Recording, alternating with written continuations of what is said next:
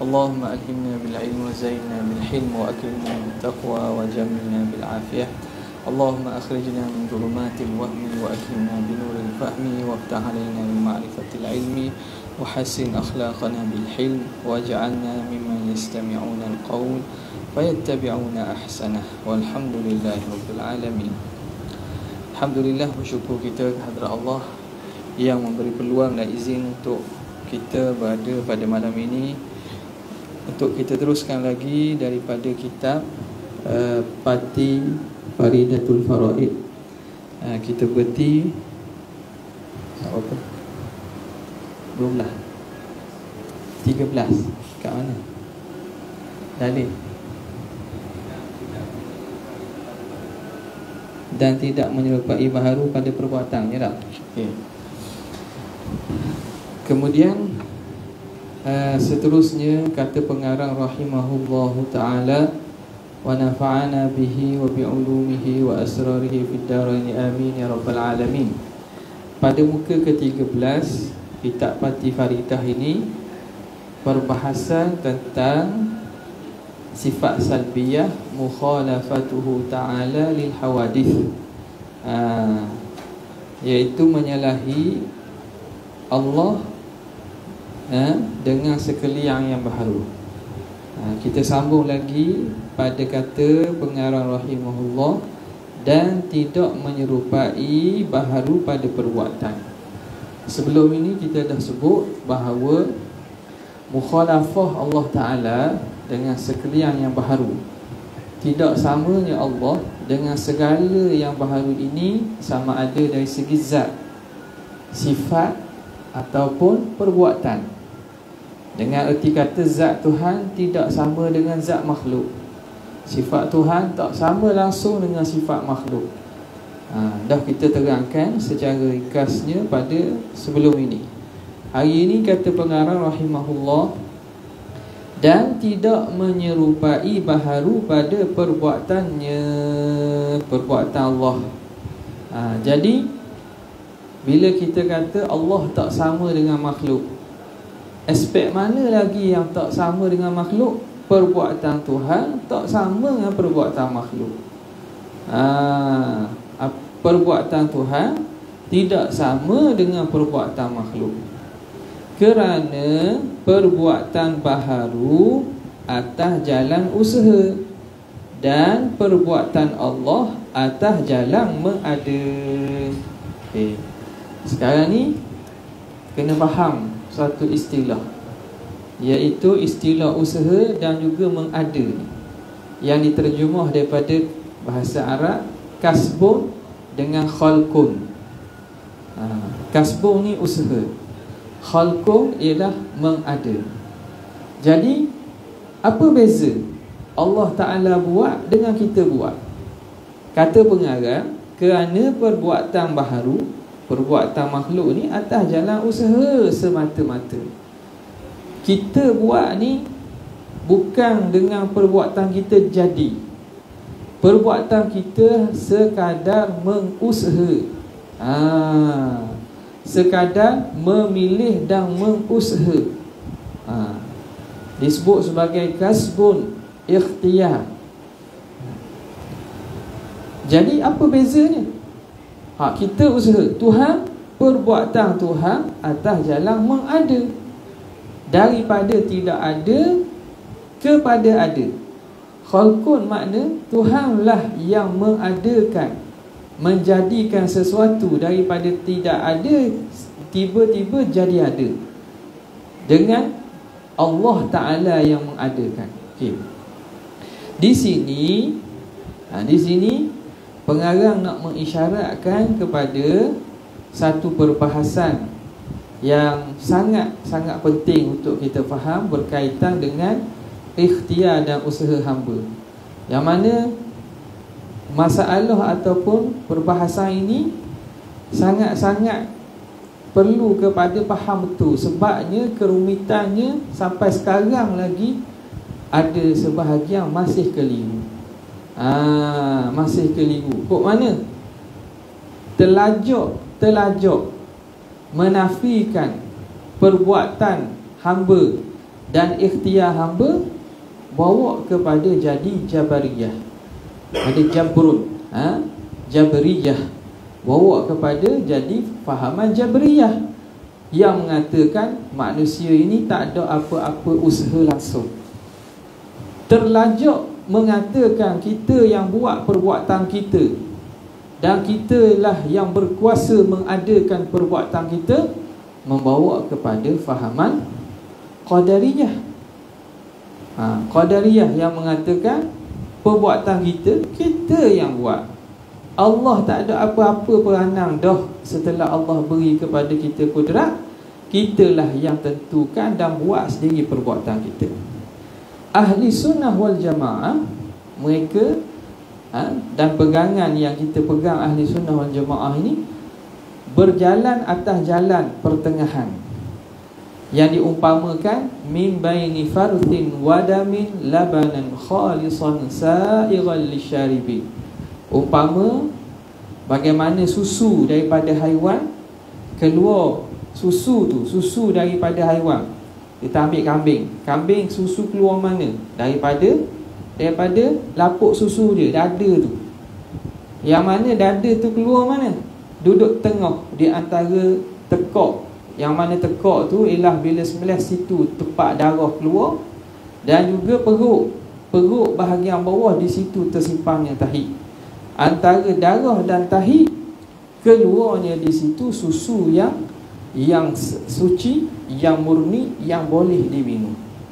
Ahli sunnah ini tidak melampau pada menafikan usaha dan ikhtiar, dan tidak melampau pada mengisbatkan perbuatan sehingga perbuatan hamba sendiri yang buat. Dia duduk tengah-tengah. Kena faham. Maka di sini, sebab itu pengarang kita mengatakan beza perbuatan Allah dengan perbuatan hamba.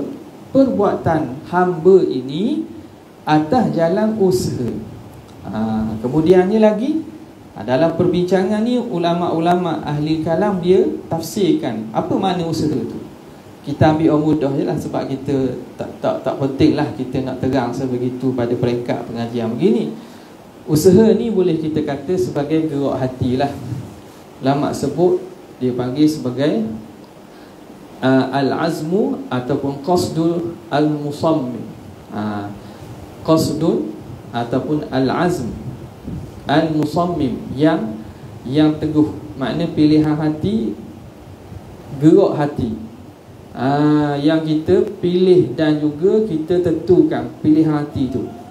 Jadi qasdun al-musammim itu ataupun azam yang kita pilih itu, hak tu yang sebahagian ulama tafsirkan ikhtiar dan usaha. Kita boleh pilih nak mari mengaji ke tak mau mari. Tak, kita ada pilihan kan.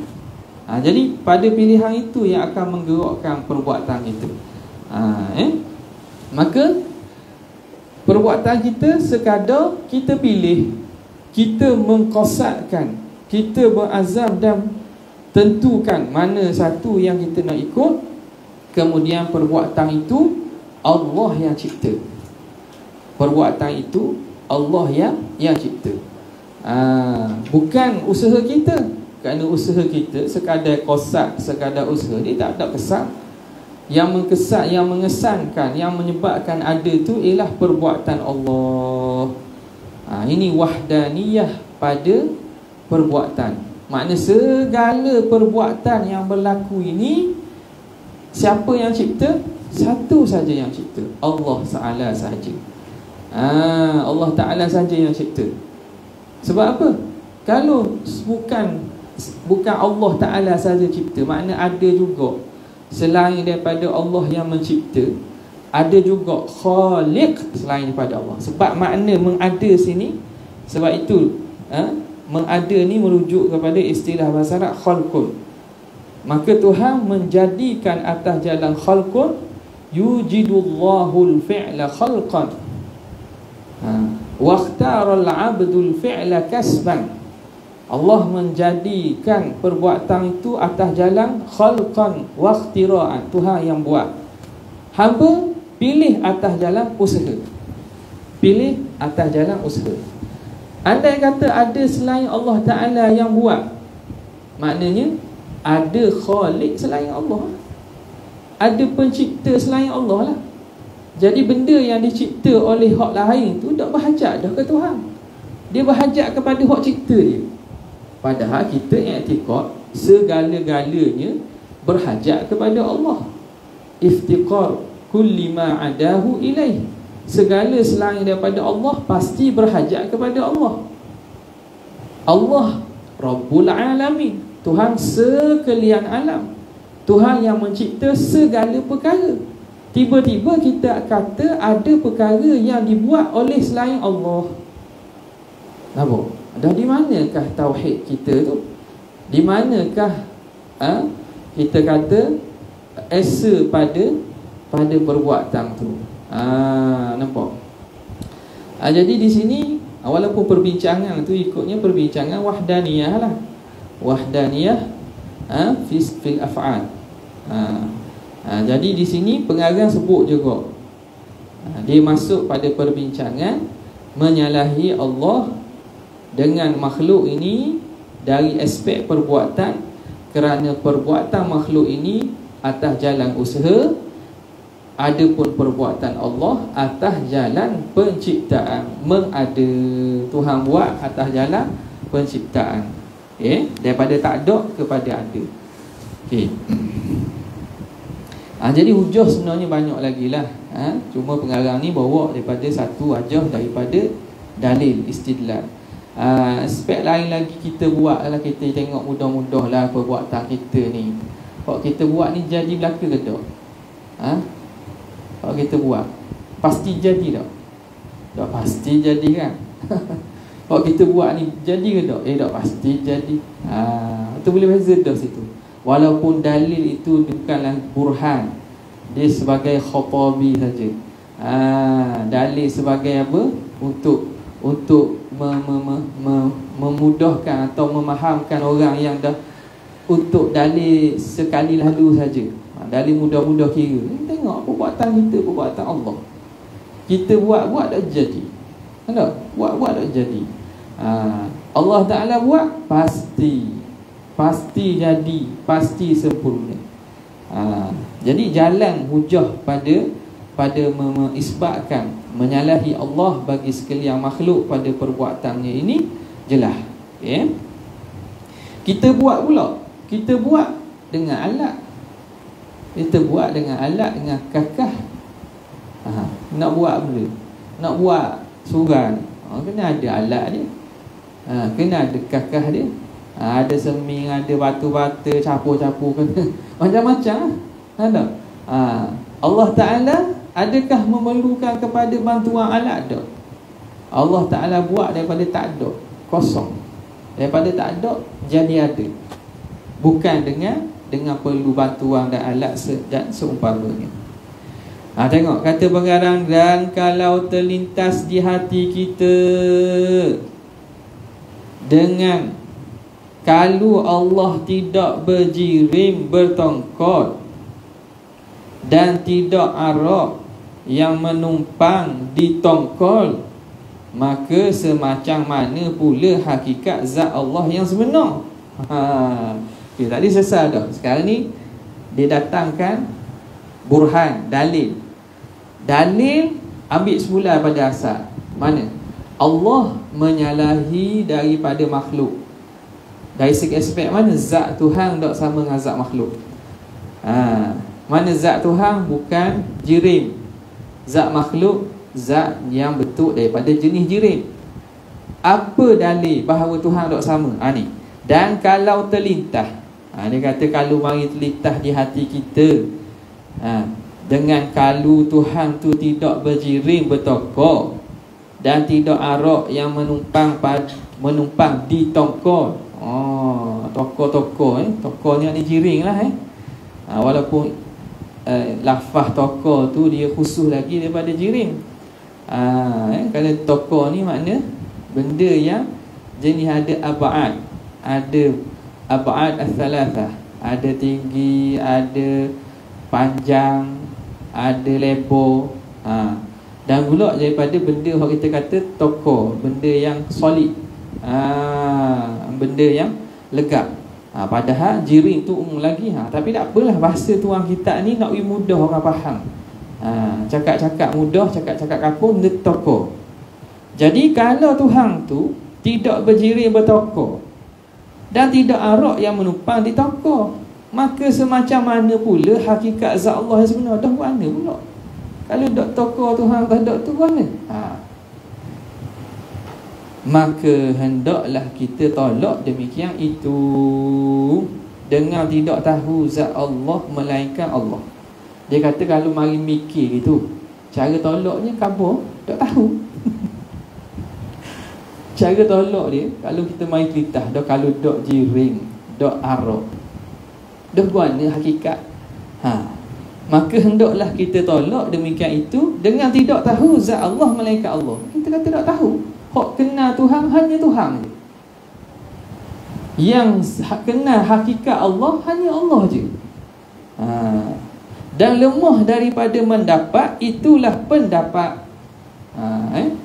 Itulah pendapat. Ini terjemahan daripada kalam yang dinisbahkan antaranya kepada banyaklah ulama lah, antara yang dinisbahkan juga kepada Sayyidina Abu Bakar As-Siddiq, Abu Bakar As-Siddiq, kepada Abu Bakar Abdullah bin Abi Quhafah, Sayyidina Abu Bakar. Tapi nisbahan tu itu dari segi penisbahan tu kena tengok balik lah. Tapi benda ini maklum dari kaedah ulama kita sebut al-ajzu 'anil idraki idrakun.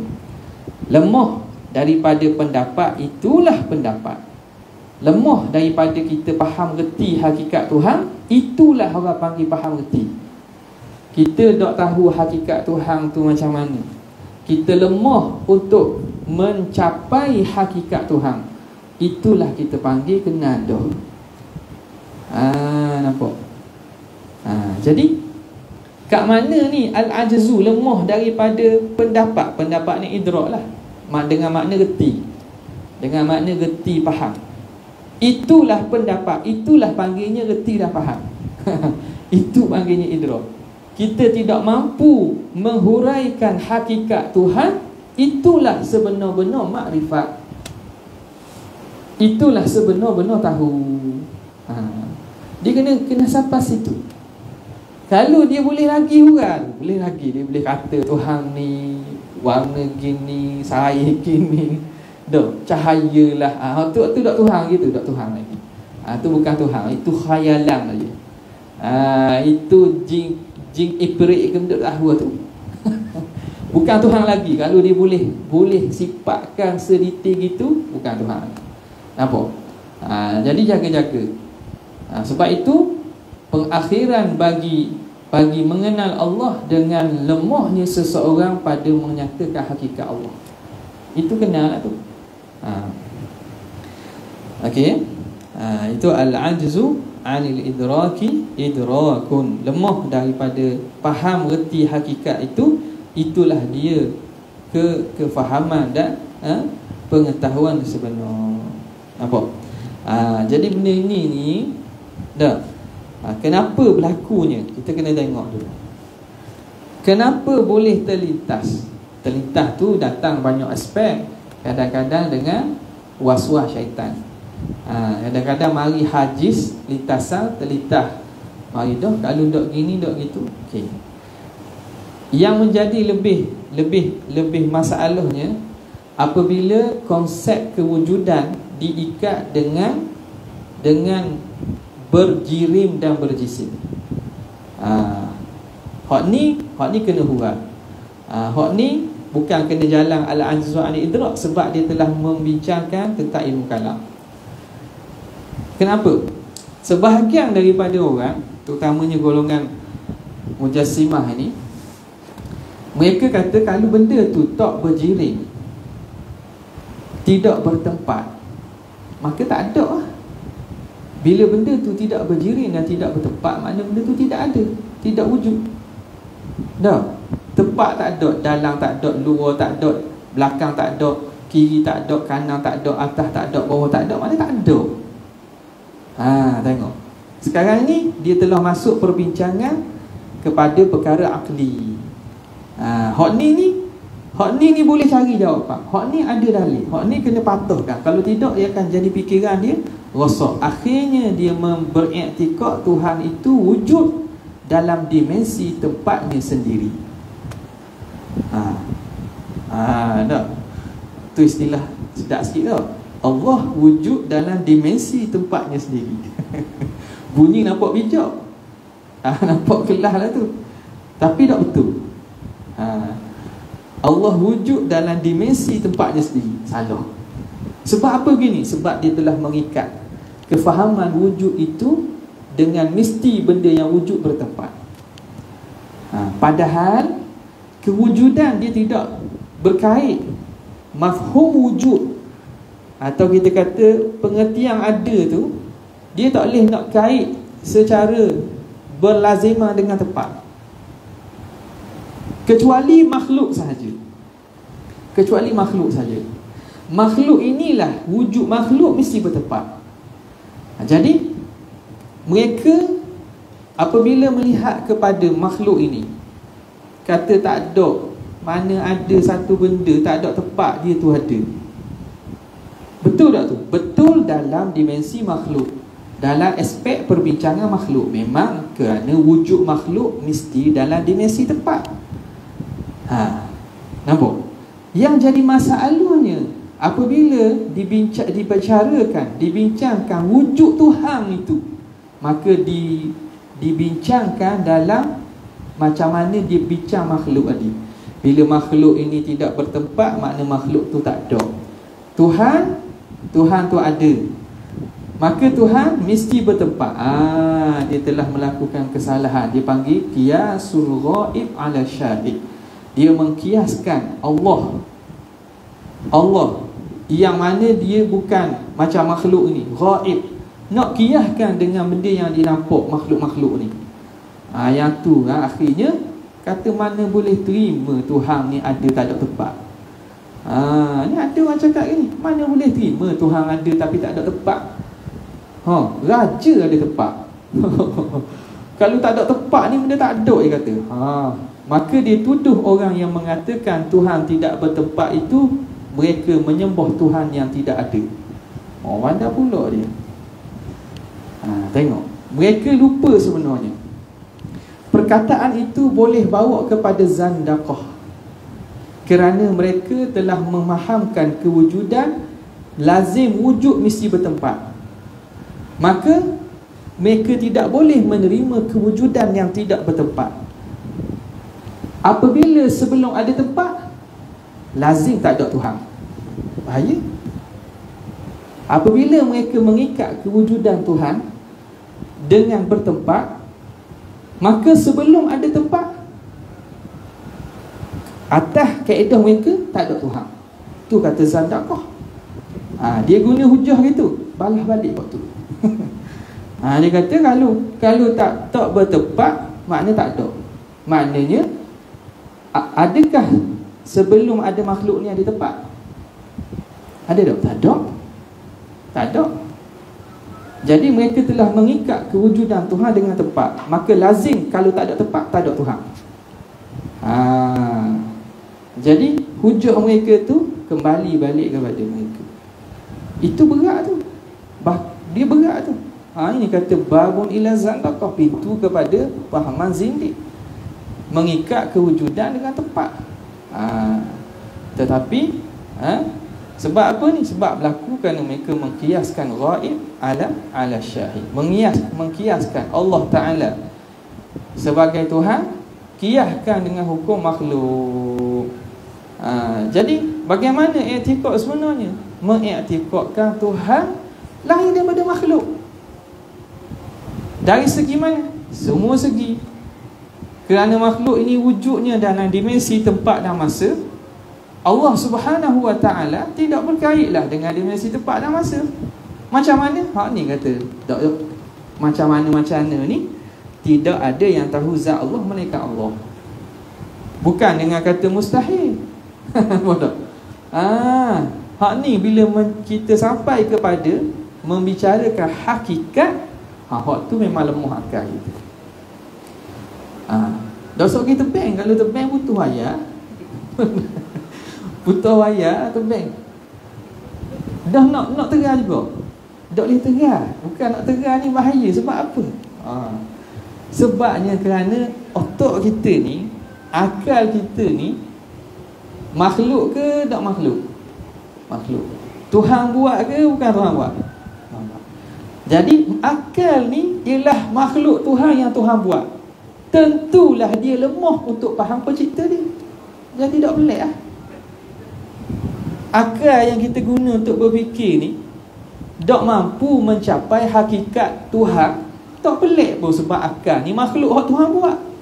Dia ada had dia. Dia ada limitasi dia. Maka tidak peliklah dia tidak mampu mengenal hakikat Tuhan. Tak usah pergi bicara lah. Nampak tak?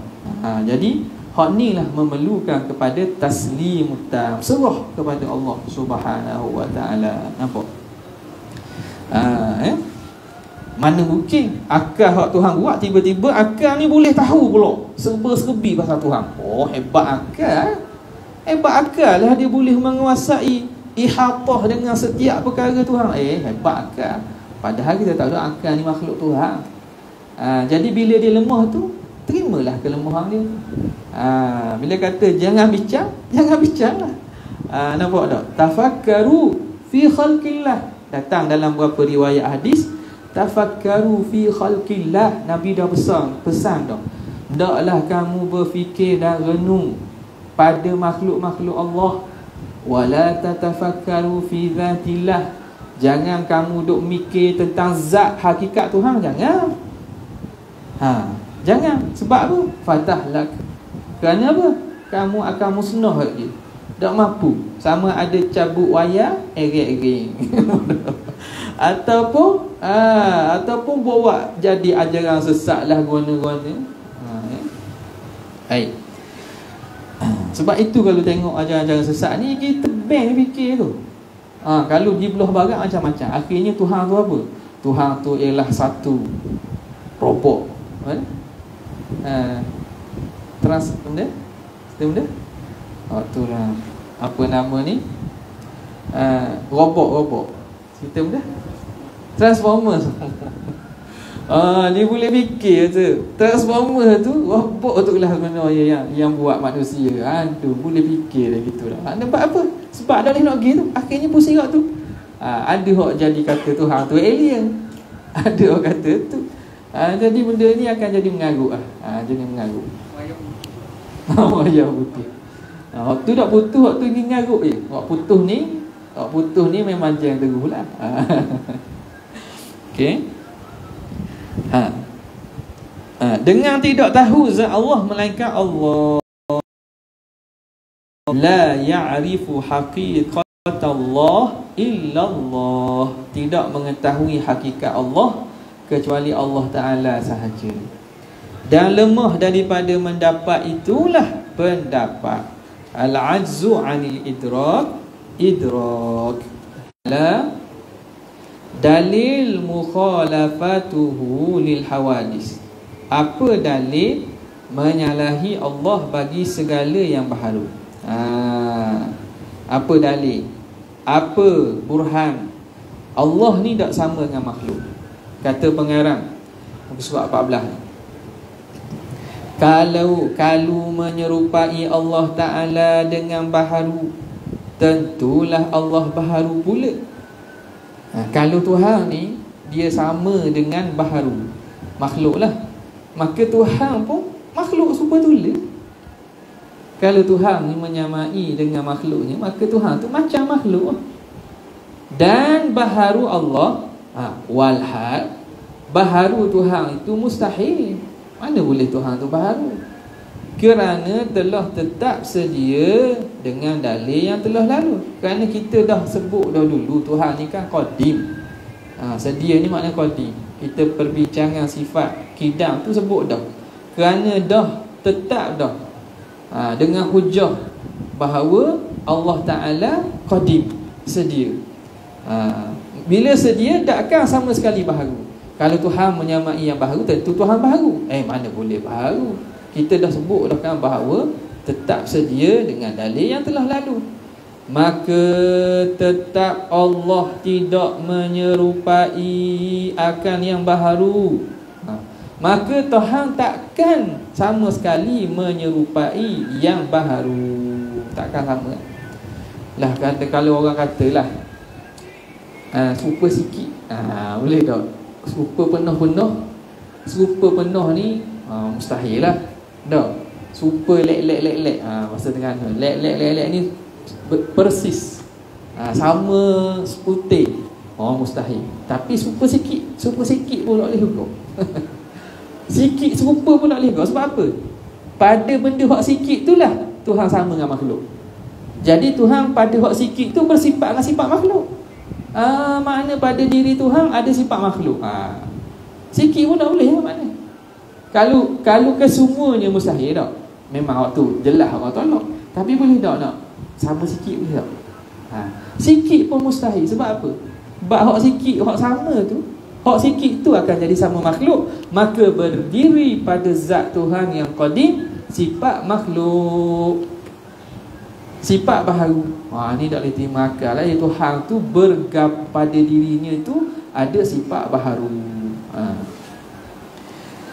Maka tetap Allah tidak menyerupai akan yang baharu, dan mustahil lawannya. Mustahil lawan bagi mukhalafatuhu lil hawadith.